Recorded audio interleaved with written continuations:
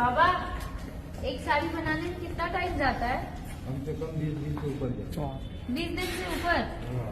थकते नहीं आप? अरे आदत से पड़ गई है ना, देखिए आदत से कपाल भी इतना बारीक नहीं है। बाप रे, बहुत बारीक है। 56 धागा है। मामा इनको क्लोज करो ना। तो 56 धागा है। 5600? चाइना का आप बना। बैठे हो कि खड़े हो? ये बैठे हैं, ऐसे आधा शरीर इसी में रहता है, आधा शरीर बाहर रहता हैं? है हमेशा। कमर दुखता होगा ना? अरे मेन क्या करा जाए, कब आदत सी पड़ गई है ना, और क्या। कब से बना रहे हैं आप, कितने साल से?